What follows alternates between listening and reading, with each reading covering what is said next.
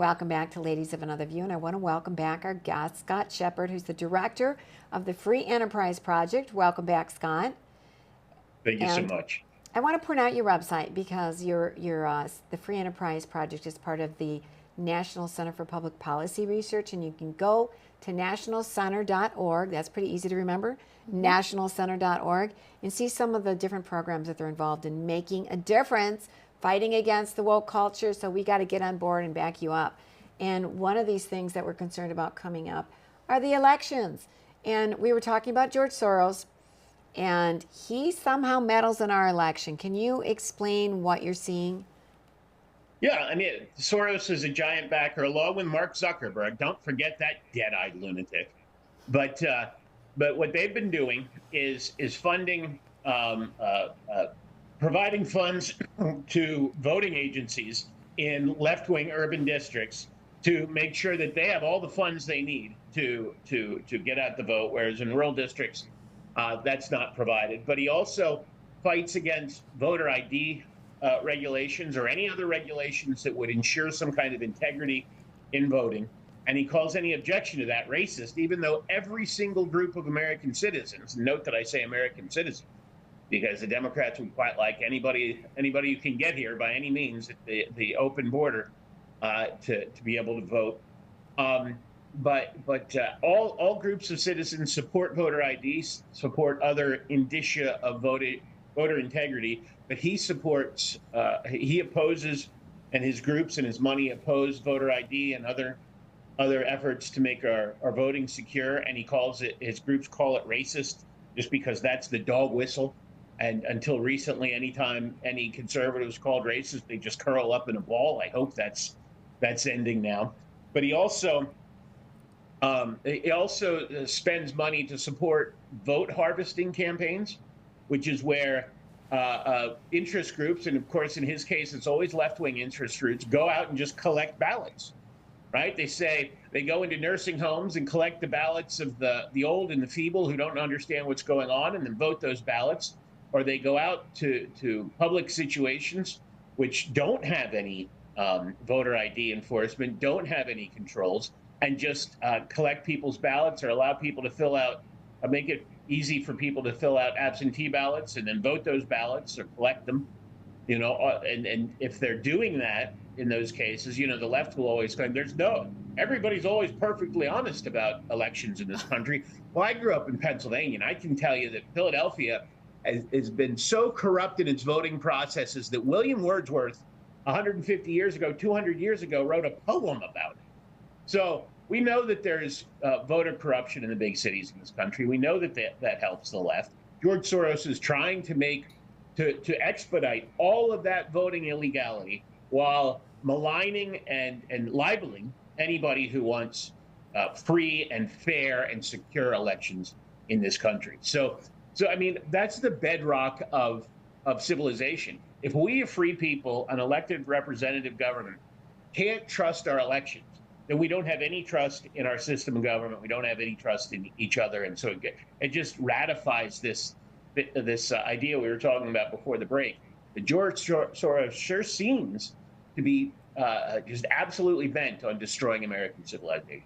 Yes, he certainly has painted himself as the villain in so many different ways that we've discussed and gone over, and including the ways that he has paid people. And I mean, maybe you can speak to this, but there's definitely accusations of him paying people to come across the borders and him being, a huge part of the border crisis that we're facing today. And that seems to go so hand in hand with what he's doing with voter ID and voter regulation. That's exactly right. I mean, he calls it open society. His groups are all open society groups of one sort or another. But what he seems to mean by open society isn't, and I'm a fairly libertarian guy.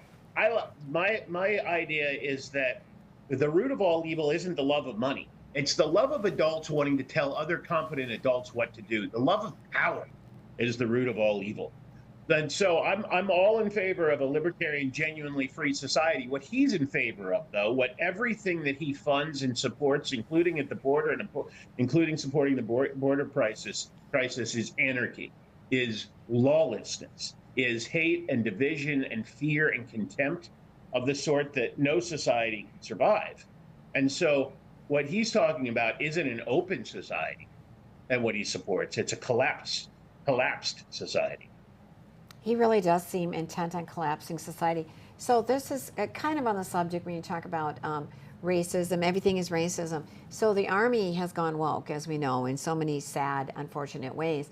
But I just saw an ad that came out from the Army, and it's all white men, but they're promoting joining the Army, you know, sending troops into Israel.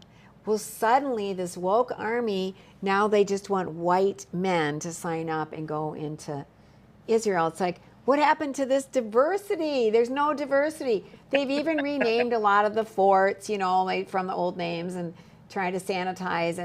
And we know they're just celebrating all the transgender stuff. But suddenly they just want white men, and it shows them dropping out of airplanes and parachuting. Have you seen that yet? I haven't seen it, but I have read about it. I'm going to send it to you. Because, you know, I recently was in a Target, and we've talked before about all the trouble that Bud Light and Disney and Target have gotten themselves in. And I wasn't looking for this. I tried to stay out of Targets given their corporate identity, but I had to run into one.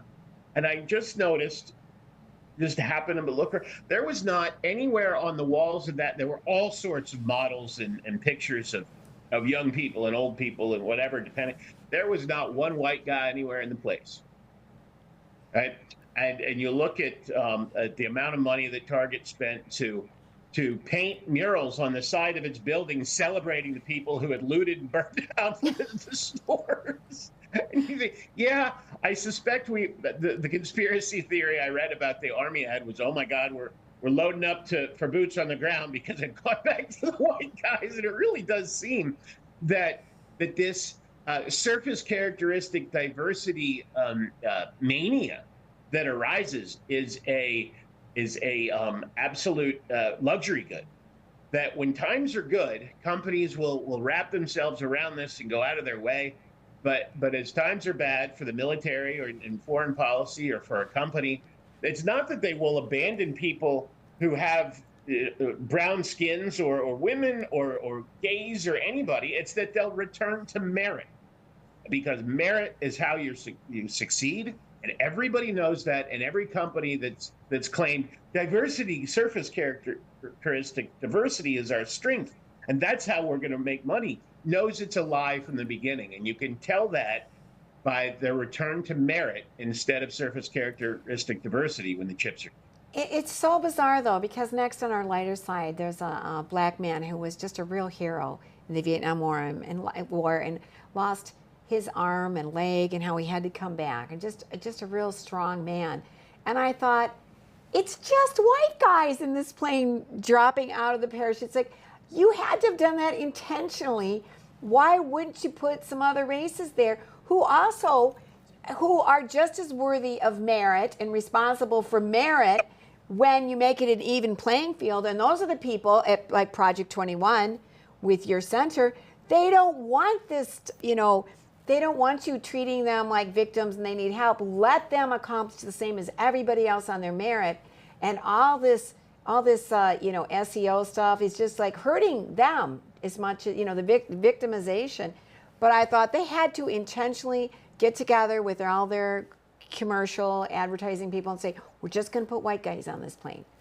It's bizarre. Isn't that a perfect illustration of how toxic and how evil and how vile all of this attention to surface characteristics, to race, sex orientation, rather than to merit and to individuals is so awful? Because of course, you know, they had to take race into account, because they always take race into account now. And so you're absolutely right that they certainly made a conscious decision only to have white people, because they've now equated whiteness with merit, because they believe their own evil. They right? brainwash themselves into racism. Not that at all. They're the most racist of them all. The people that are, yeah, they brainwash themselves. And racism is pure racism. Yeah, it's so bizarre. Scott, I love talking with you. You talk a lot of sense, and I know you're out there making a difference in the world too. So, that's our links. Thank you so much for having me. Do what you can to get rid of that Soros, guys. Okay, and report back to us.